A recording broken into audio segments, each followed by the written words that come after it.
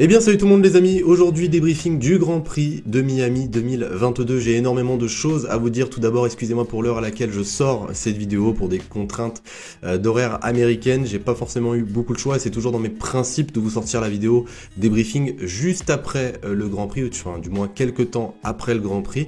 Donc voilà, j'espère que vous me pardonnerez, pour ceux qui vont la regarder demain ça va strictement rien vous changer. En tout cas au programme de cette vidéo, extrêmement simple comme d'habitude. Dans un premier temps on va débriefer ce Grand Prix de Miami 2022, point par point. Je vais vous donner tous les moments importants, tous les moments forts de ce Grand Prix. Et dans une seconde partie, je vais vous donner comme d'habitude mes tops et mes flops de ce Grand Prix. Et je vous invite à me donner les vôtres dans les commentaires. En tout cas, on perd pas plus de temps et on est parti pour la grille de départ. Alors pour cette grille de départ, elle est extrêmement simple. La première ligne est rouge, la seconde ligne est bleue. Alors en première ligne, on peut retrouver Charles Leclerc qui partait en pole position, suivi par son coéquipier Carlos Sainz, suivi eux-mêmes par la Red Bull de Max Verstappen 3e et celle de Sergio Perez 4e. Une bonne performance en 5e position de Valtteri Bottas, le pilote finlandais, voilà, qui arrive à réaliser des miracles avec cette Alfa Romeo. La meilleure performance pour Alfa Romeo depuis le Grand Prix d'Allemagne 2019. Voilà, on n'a jamais vu une Alfa Romeo partir 5e depuis ce Grand Prix. 6e, Lewis Hamilton qui sort la tête de l'eau pendant ce week-end. J'ai trouvé qu'il a fait un Grand Prix, ou plutôt un week-end très correct par rapport à celui d'Imola. 7e, on peut retrouver Pierre Gasly. 8e, Norris. Yuki Tsunoda 9e. Et pour terminer le top 10, Lance Stroll. Et on est parti les amis pour le départ de ce premier Grand Prix de Miami de l'histoire. Eh bien, Charles Leclerc conserve sa pole position. Derrière, ça se passe très mal pour son coéquipier puisqu'il va perdre directement sa deuxième position au profit de Max Verstappen qui a fait encore une fois un super bon départ. Alors il faut savoir que Carlos Sainz a un petit peu freiné trop tôt, on va dire, peut-être dû à son coéquipier qui était en face de lui. Du coup, Max Verstappen passe deuxième. À l'arrière, on peut retrouver un léger contact entre Alonso et Hamilton. Pas de dégâts pour les deux monoplaces, c'est juste les deux roues qui se sont touchées. Hamilton va directement perdre deux positions. Il faut savoir que Fernando Alonso a fait un départ exceptionnel. Voilà, il a réussi à gagner 4 places dès le départ. Malheureusement pour lui, on arrive maintenant au 3e tour. Ça ne va pas durer puisque Lewis Hamilton pousse extrêmement fort, il va dépasser Fernando Alonso pour la P7, puis il va dépasser également Pierre Gasly pour la P6. On avance jusqu'au 9e tour puisque ça commence à bouger au niveau des leaders. Max Verstappen passe Charles Leclerc pour prendre la tête du Grand Prix. On apprend au même moment que Zhou doit malheureusement abandonner. 16e tour de course maintenant, le premier arrêt pour Fernando Alonso. Voilà, un arrêt qui reste extrêmement long, 5,7 secondes. Il faut savoir que Yuki Tsunoda a été le premier à s'arrêter.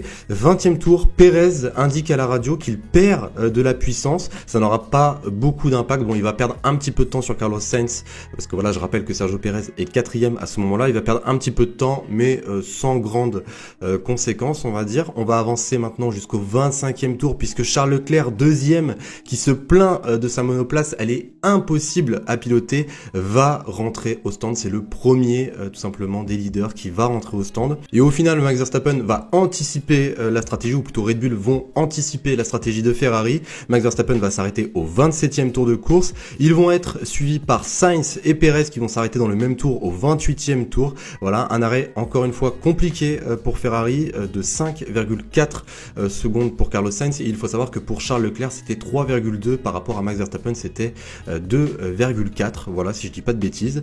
On avance jusqu'au 36e tour puisque là, on nous annonce qu'il va potentiellement y avoir de la pluie, une pluie qui n'arrivera jamais. 41e tour de course et là, c'est un fait de course. Ça a changé certaines choses quand même dans la hiérarchie de ce Grand Prix. Un accrochage entre Gasly et Norris. Voilà, Gasly qui se loupe dans un virage, il revient sur la piste. Norris, on a l'impression qu'il ferme un petit peu la porte, les deux monoplaces se touchent. Malheureusement, Norris va devoir abandonner. Voilà, donc au début, ça sera une virtual safety car, ensuite safety car déployé. Perez est le seul pilote d'ailleurs du top 4 à être passé au stand. Je vous mets le classement à ce moment précis. Et Alonso recevra également 5 secondes de pénalité pour un accrochage avec Pierre Gasly qui était arrivé un petit peu plus tôt, voilà, quelques tours avant l'accrochage avec Lando Norris. Donc à ce moment-là, le classement pendant la safety car, eh bien, il est extrêmement simple. Verstappen premier, Leclerc deuxième, Sainz troisième, Perez quatrième, Bottas cinquième, Hamilton et Russell sixième, septième, huitième Fernando Alonso, neuvième Mick Schumacher et dixième Esteban Ocon. Voilà, et je rappelle également que Esteban Ocon est rentré pour chausser des pneus tendres.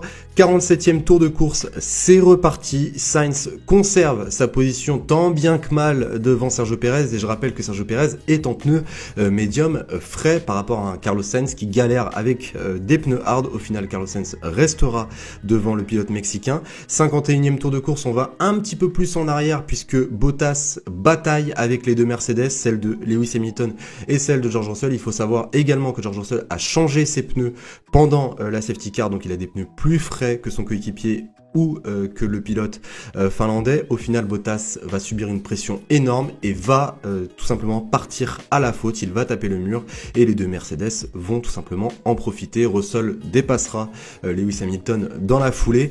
54e tour de course, gros accrochage entre Mick Schumacher et son mentor Sébastien Vettel. Malheureusement, les deux pilotes, juste Sébastien Vettel va devoir abandonner. Mick Schumacher rentrera au stand pour changer son aileron, mais voilà, sans conséquence. Et du coup, on arrive maintenant à la fin de ce Grand Prix, malgré que Charles Leclerc ait tout essayé pour revenir sur son principal rival.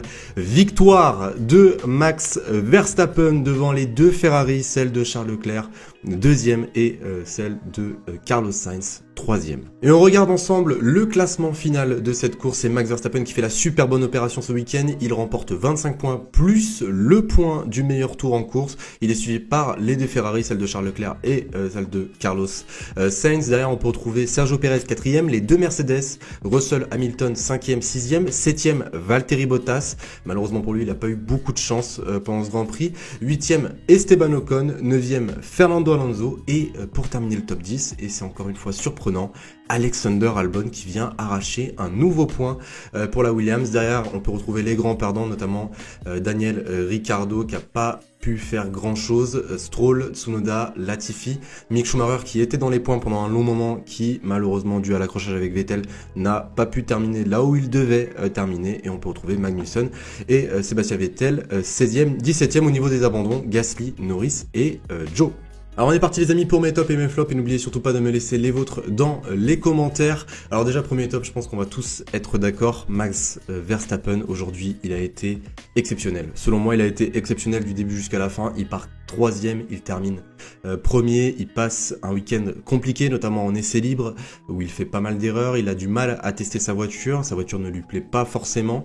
Au final, là où on ne l'attend pas, il est toujours présent. Dans ma vidéo analyse, j'avais mis les deux Ferrari devant et Max Verstappen troisième. Je m'attendais à une meilleure performance des Ferrari, je ne vais pas vous le cacher, je suis totalement honnête avec vous, mais j'avais quand même dit que Max Verstappen était un pilote surprenant. Et bien il nous a surpris encore une fois aujourd'hui. Voilà, tu pars troisième et il termine la course premier. J'ai vu que nombre d'entre vous avaient eu le bon pronostic. Bien joué à vous, on se retrouve pour la vidéo analyse prochainement pour le prochain Grand Prix. Mais en tout cas, voilà, Max Verstappen dans mes tops, c'est obligatoire. On passe maintenant au deuxième top puisque je vais mettre les Mercedes.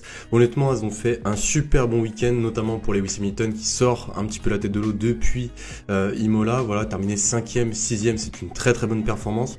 George Russell qui partait quand même 12e, il faut le signaler.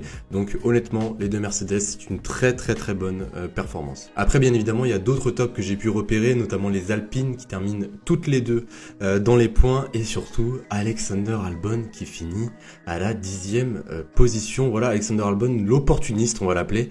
Vraiment, il fait sa course, on ne le voit jamais à l'écran. Je sais pas si vous l'avez remarqué, mais on le voit jamais, et il termine encore une fois dans les points. Donc franchement, super bon résultat pour Williams, et encore une fois, super bon résultat pour Alexander Albon. Alors on passe directement à mes flops, et pour la première fois, je vais mettre 3 écuries dans mes flops. Alors petit flop, mais voilà, il y a certaines choses qui m'ont déplu, c'est par rapport à Ferrari. Alors voilà, Ferrari, pour moi, ils avaient moyen de mieux faire. Ils ont commencé un très très bon week-end, notamment pendant la journée de qualif, premier, deuxième. Au final, il termine deuxième, troisième. Ça perd un petit peu de points, non pas au constructeur, mais notamment pour Charles Leclerc.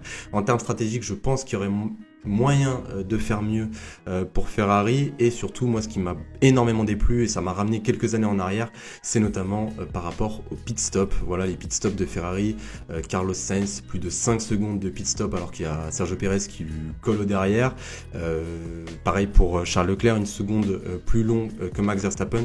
Selon moi aujourd'hui il y avait vraiment moyen de faire mieux pour Ferrari, donc voilà, vous me dites ce que vous en pensez, hein. Voilà, on est d'accord, on n'est pas d'accord, mais selon moi, parce que je sais que quand je parle de Ferrari, il y a beaucoup d'engouement derrière, mais bon, je dis vraiment ce que moi j'ai interprété de cette course. Selon moi, il y avait moyen de faire beaucoup mieux pour la Scuderia aujourd'hui. Deuxième et troisième flop, et là on va passer ça assez rapidement, mais quand même AlphaTauri, très mauvais week-end pour AlphaTauri, notamment pour Pierre Gasly qui faisait sa meilleure performance en qualif, il partait P7, au final il est en dehors des points, pareil pour Yuki Tsunoda.